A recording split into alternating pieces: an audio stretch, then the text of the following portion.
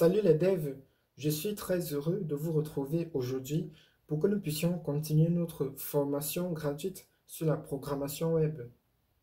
Aujourd'hui, nous allons apprendre à créer des tableaux en HTML. Nous allons partir des tableaux les plus simples vers les tableaux structurés et puis vers les tableaux encore plus complexes. C'est avec ces trois tableaux que nous allons nous entraîner en quelque sorte aujourd'hui. Regardez bien la vidéo jusqu'à la fin afin d'avoir toutes les notions et de ne pas manquer des connaissances qui certainement vous serviront plus tard. Avant que nous ne commencions, je souhaite la bienvenue aux nouveaux abonnés et je remercie bien sûr les anciens abonnés pour autant de fidélité. Bien sûr, si vous n'avez pas encore rejoint la team, n'hésitez pas à vous abonner et à activer les notifications parce que plus on est nombreux, mieux c'est, vu qu'on aura plein de choses à se partager. J'ai créé aujourd'hui un fichier HTML à part que voici, table.html, et c'est dans ce fichier que nous allons travailler. D'ailleurs, nous allons commencer par lui mettre un meilleur titre. Pourquoi pas apprendre à créer les tableaux en HTML. Là, c'est super. Donc aujourd'hui, nous allons directement apprendre par la pratique sans passer par la théorie. Voici donc le premier tableau par lequel nous allons commencer. Eh bien, sortons un peu du cadre du HTML. Généralement, lorsque nous construisons des tableaux, nous créons d'abord le grillage et ensuite nous remplissons le tableau n'importe comment. En fait, en HTML, c'est différent. Pour construire les tableaux en HTML, nous allons travailler ligne par ligne. Bien sûr, en plus de construire le tableau ligne par ligne, nous allons le délimiter afin que l'ordinateur puisse savoir où est-ce que notre tableau commence et où est-ce que notre tableau s'arrête. En HTML, pour faire cela, pour délimiter notre tableau, nous utilisons les balises table, donc les paires de balises table. À l'intérieur de cette balise, maintenant, nous pouvons commencer à construire notre tableau. Comme je viens de le dire, en HTML, nous construisons notre tableau ligne par ligne et bien sûr, sur chaque ligne, cellule par cellule. Voici par exemple notre tableau ici. Nous avons là le nom, le prénom, l'âge et l'adresse email. Ensuite, à la deuxième ligne, nous commençons à avoir des données. Pour construire une ligne d'un tableau, nous utilisons la paire de balises TR. TR pour Table Row, comme ceci. Bien sûr, TR se trouve dans la paire de balises table parce que sinon, cette ligne n'appartiendrait pas à notre tableau. Nous aurons donc autant de paires de balises TR que nous aurons de lignes pour notre tableau. Nous sommes ainsi là à la première ligne de notre tableau. Que contient cette ligne? Cette ligne contient 4 cellules, ou plutôt 4 colonnes. De même, nous allons construire cette ligne colonne par colonne, sinon cellule par cellule. Pour créer une cellule sur une ligne, on utilise de même une autre paire de balises en HTML, la paire de balises TD, forcément pour Table Data. Donc là, j'ai ma première cellule, et puis nous en avons combien là? Nous avons 4 cellules pour la première ligne. Bref, nous avons 4 colonnes. Nous allons donc mettre autant de TD qu'il y a de cellules sur notre ligne. Nous en avons déjà une, et là, nous aurons 3 autres cellules pour que ça fasse nos 4 cellules. Enfin, dans les balises TD, nous pouvons commencer à mettre nos données. Donc, si je reviens là, nous avons un nom, prénom, âge et mail. Dans la première cellule, nous avons nom. Dans la deuxième cellule, cette cellule-ci, nous avons le prénom. Et puis, dans la troisième cellule, l'âge. Et enfin, l'adresse électronique, l'adresse email. Donc là, je mets comme ceci. Je vais enregistrer. Pour l'instant, nous avons construit un tableau à une seule ligne. Bien sûr, si nous actualisons dans le navigateur, nous allons voir notre première ligne. Cependant, nous allons construire notre tableau en entier. Vous avez compris le principe. Après la première ligne, nous allons passer à la deuxième ligne. Donc là, nous avons la deuxième ligne. Ensuite, cette ligne contient combien de cellules? 4 cellules de même, ou plutôt 4 colonnes. Pour la première colonne, nous avons l'allemand People 28. Donc ici, nous avons l'allemand. Et puis là, nous avons Paul, pas de cas. Là, nous avons 28, c'est son âge. Et son adresse email, paul19@yahoo.fr. Donc, paul19, ou est @yahoo.fr.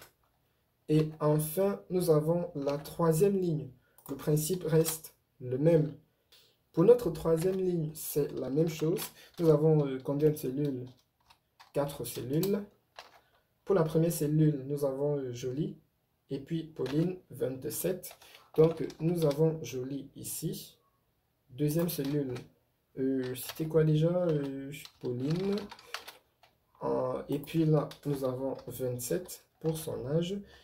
Et puis, pgl@gmail.com. Donc, pgl comme ceci, @gmail.com. Donc là, j'enregistre et nous allons dans le navigateur regarder le résultat. Nous actualisons et nous avons notre tableau. Bien sûr, il y a quelque chose que vous remarquez forcément ici. Notre tableau n'a pas de bordure. Comment c'est possible? Eh bien, c'est normal. Par défaut, les cellules des tableaux, bref, les tableaux ne sont pas bordés en HTML. C'est en CSS que nous mettons les bordures et ça va être aux cellules de notre tableau. Donc, pour ce cours, nous allons faire exception et faire un peu de CSS. Nous allons mettre nos styles ici. Bien sûr, c'est parce que nous voulons aller vite que nous mettons les styles ici dans la même page. Sinon, comme d'habitude, nous aurions créé un fichier CSS à part pour contenir nos styles.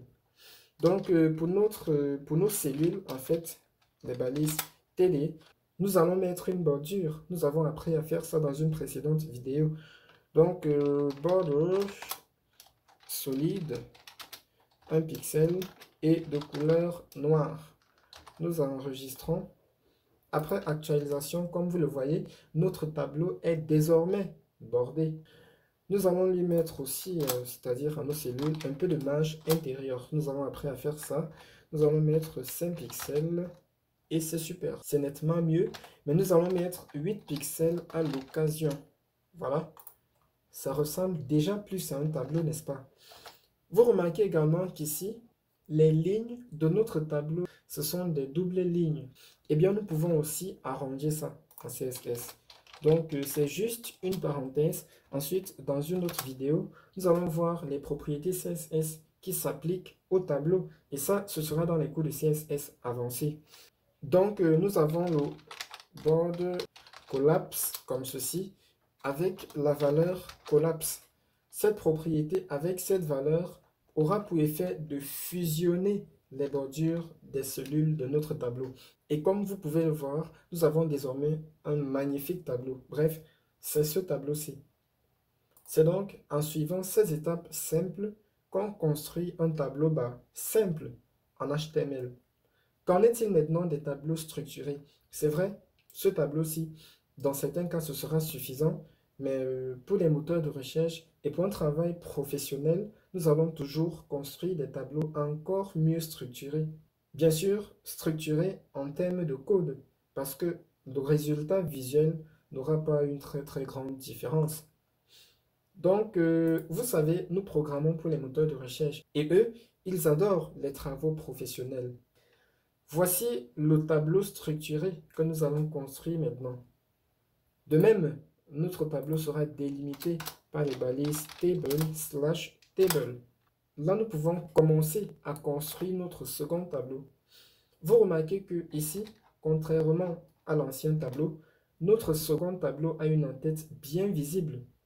Le fait est que l'en-tête est écrite en gras, ce qui la différencie clairement du reste du tableau. Nous allons à l'occasion ajouter un titre pour notre tableau. Et oui, généralement les tableaux seront titrés. Ça par exemple, c'est le résumé des visites de notre site internet sur lequel nous travaillons actuellement.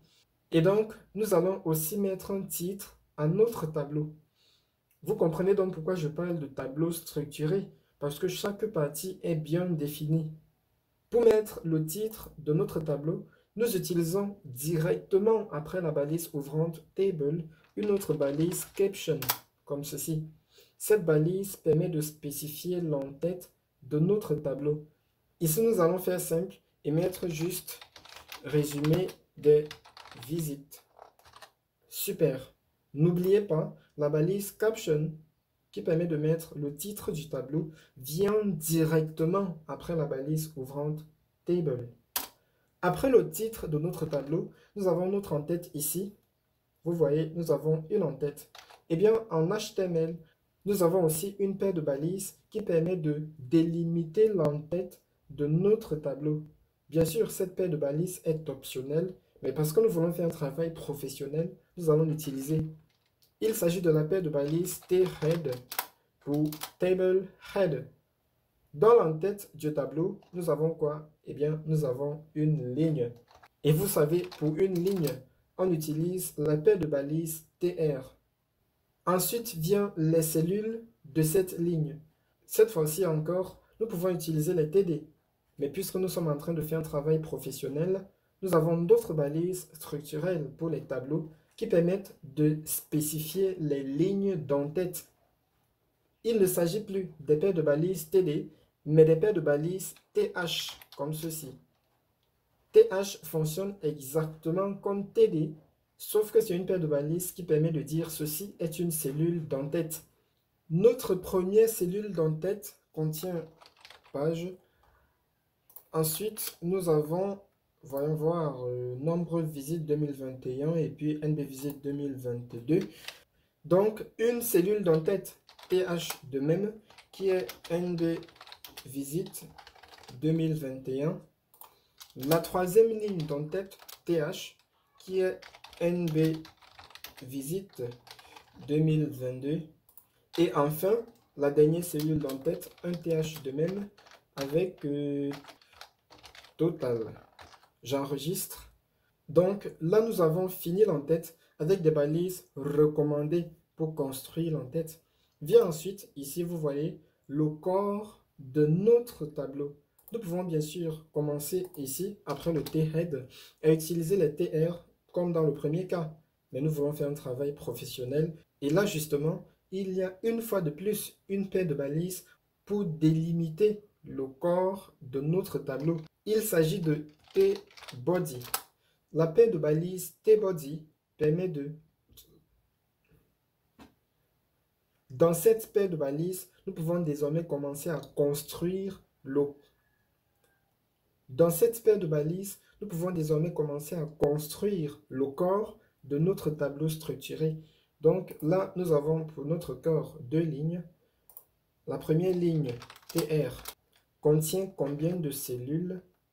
4 cellules. Nous allons donc mettre normalement ici TD 4 fois, comme ceci.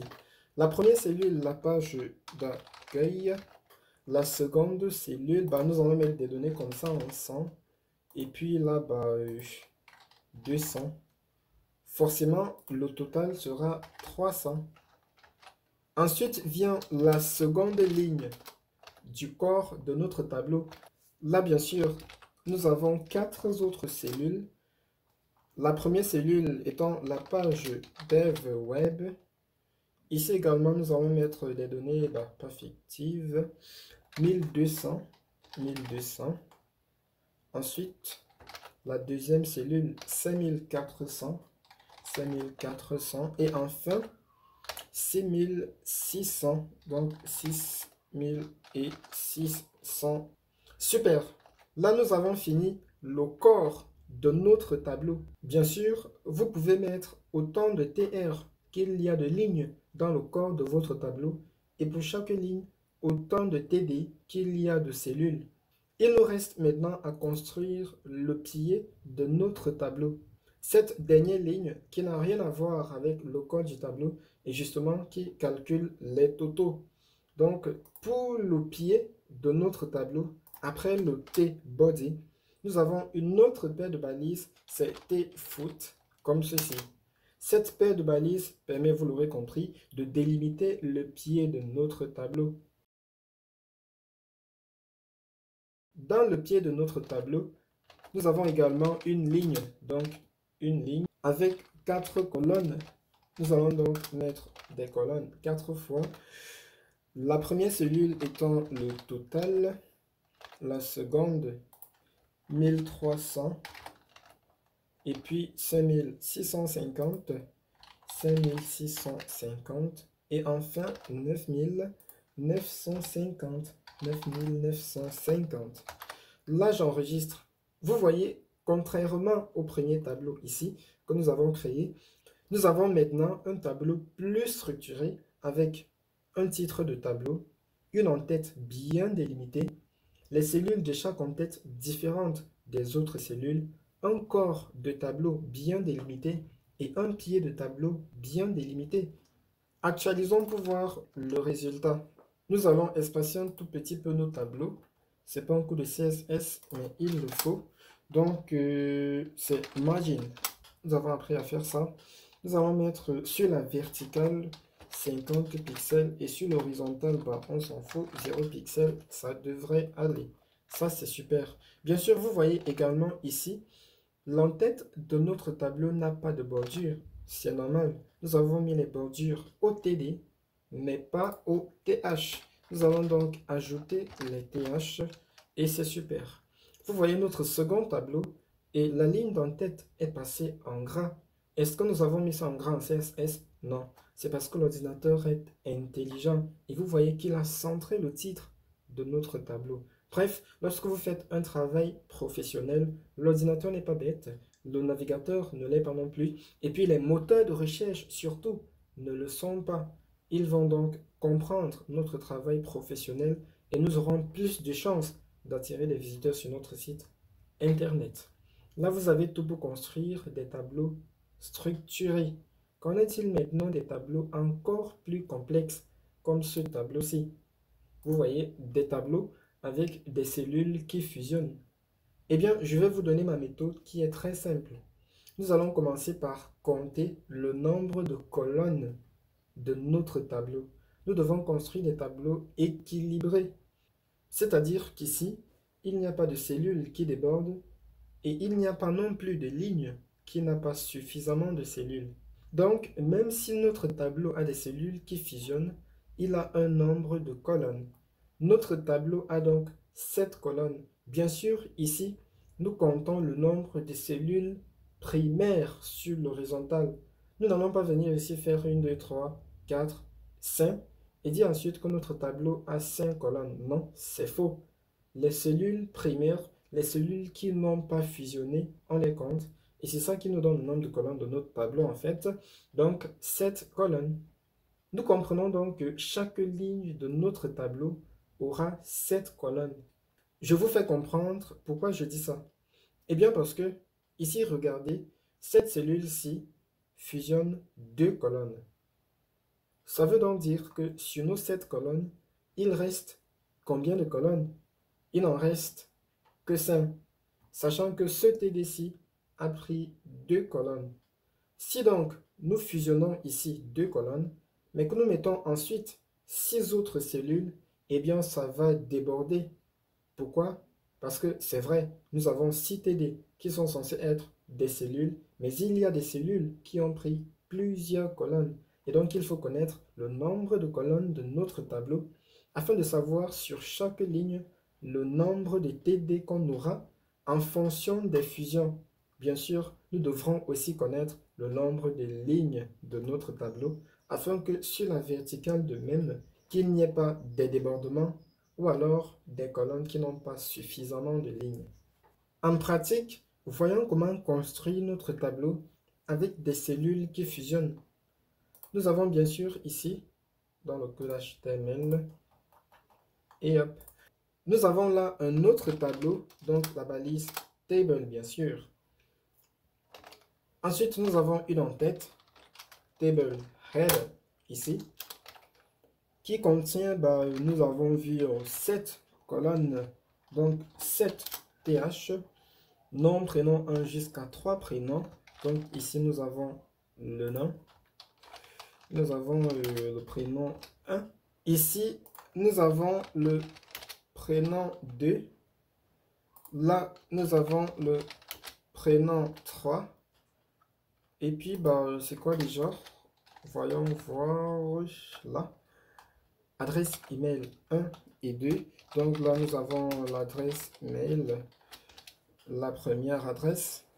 Ensuite, adresse mail 2. Donc, adresse mail 2. Et puis, nous avons quoi là? Nous avons inscrit. Et hop, inscrit. On va mettre le point d'interrogation. Donc, voilà, c'est fini pour notre en-tête. Nous commençons maintenant à construire le corps de notre tableau. Pour le coup, nous allons nous passer de T-body et de T-foot. Nous allons donc directement commencer à construire les lignes de notre tableau. Donc, nous avons ici, après le T-head, la première ligne. Cette ligne contient une première cellule. Donc, nous sommes ici, cette cellule TD, c'est Jean. Je vais générer, bon, je ne génère pas. Ensuite, nous avons notre deuxième cellule. C'est une cellule normale de même. C'est Pierre. Voilà. Nous passons à notre troisième cellule. Et là, vous constatez que cette cellule est un peu particulière. Ce n'est pas une cellule normale, c'est une cellule qui fusionne deux colonnes. Comment donc est-ce que nous allons fusionner ces deux cellules? Eh bien, en HTML, on dispose d'une propriété qui permet de dire que la cellule en question fusionne plusieurs colonnes. Il s'agit de la propriété call_span. Nous sommes donc ici à notre troisième cellule et cette cellule-ci fusionne avec la quatrième. Bref, c'est une fusion de colonnes. Nous allons donc utiliser la propriété HTML call_span comme ceci pour la fusionner avec le ou les cellules qui suivent. Donc là, ici, nous avons combien de cellules qui fusionnent? Lorsqu'on regarde là, eh bien, c'est la troisième cellule et la quatrième cellule de cette ligne. Il y a donc en tout deux cellules qui fusionnent. Dans ce cas, nous marquons donc 2 comme valeur de la propriété call_span. En quelque sorte, ça signifie fusion de deux colonnes. La colonne en question pour cette cellule-là et la colonne qui suit. Donc là, nous allons lui mettre sa valeur qui est foo_code, comme ceci. Vient ensuite une autre cellule, donc TD. Et lorsqu'on regarde là, cette cellule aussi est une fusion de deux colonnes. Nous avons 5e et 6e colonne fusionnées de même. De même, nous allons utiliser ici la propriété call_span avec la valeur 2. La valeur jean-pierre@googlemail.com. Jean, il y a le point, ensuite il y a pierre@googlemail.com. Là, j'enregistre. Ensuite vient une dernière cellule pour cette ligne, cette cellule-ci. Est-ce que c'est une cellule normale? Non, pas du tout. Cette cellule fusionne deux lignes. La propriété HTML qui permet de fusionner les lignes, c'est la propriété row_span. Là, nous avons row_span comme ceci. De même, la valeur correspond au nombre de lignes qu'il faut fusionner. Dans notre cas, c'est combien de lignes? Nous regardons. Eh bien, c'est deux lignes. C'est cette ligne-ci, normale, et la ligne qui suit. Nous allons donc mettre 2 ici. Est-ce que nous avons ici 7 colonnes? Oui. Cependant, regardez bien, nous n'avons pas 7 TD. Nous avons ici un TD, 2, 3, 4 et seulement 5 TD. Mais est-ce que dans le résultat, notre tableau sera équilibré? Oui. Parce qu'en fait, il y a des TD qui fusionnent avec les TD suivants. Nous avons par exemple ce TD-ci qui fusionne avec le TD suivant, ce qui fait 2 colonnes. Et nous avons ce TD aussi qui fusionne avec le TD suivant, ce qui fait également 2 colonnes. Ici, bien sûr, c'est aussi une fusion, mais il ne s'agit plus du nombre de colonnes, il s'agit du nombre de lignes. D'ailleurs, actualisons pour que vous voyez le résultat à l'instant. Vous voyez, tout marche parfaitement. Passons maintenant à la seconde ligne. Donc, nous sommes ici. la seconde ligne de notre tableau. Ça nous fait un TR de plus. Et sur cette ligne, nous avons une première cellule qui est jolie. TD, joli. Vient ensuite la deuxième cellule qui contient Pauline. Donc là, nous avons Pauline. Mais cette cellule n'est pas une cellule normale. Elle fusionne avec la troisième et la quatrième cellule. Ça fait en tout 3 cellules qui fusionnent à partir de la cellule en question. Donc là, on a vu comment faire ça. On va utiliser le col-span pour fusionner ces 3 colonnes. Et le nombre, forcément, c'est 3, vous l'aurez compris. Ensuite, nous passons à l'autre cellule. Cette cellule-ci, elle contient pjl@googlemail.com. Donc pjl, nous avons l'arrobase, il est souvent caché, googlemail.com. Ensuite, la cellule jolip@hotmail.com. TD, est-ce que c'est une cellule normale? Oui. On a jolip@hotmail.com. Et ensuite, c'est fini. C'est bon. Donc, regardez ici, nous n'avons pas 7 TD comme normalement. Nous n'en avons que 4. Et dans les 4, il y a une cellule qui est une fusion de 3. Ça nous fait donc en tout 6 colonnes. Et n'oubliez pas, tout à l'heure, sur la première ligne, la dernière colonne, nous avons fusionné 2 lignes. Nous avons donc fusionné cette ligne-ci pour cette cellule-ci et la ligne qui suit. Autrement dit, la dernière cellule de cette ligne est déjà occupée. C'est donc pour ça que nous allons nous arrêter là. D'ailleurs, nous n'avons pas le choix. Il faudrait manquer de bon sens pour ajouter une autre cellule ici avec la valeur 8. Nous allons donc enregistrer et après actualisation, nous avons bien notre tableau sans le 8. Donc ici, il y a un 8. Voilà, c'est super. Avec ces connaissances, vous êtes à même de créer n'importe quel type de tableau avec n'importe quel niveau de complexité. Il vous suffit d'utiliser sagement toutes les connaissances que nous avons acquises par la pratique.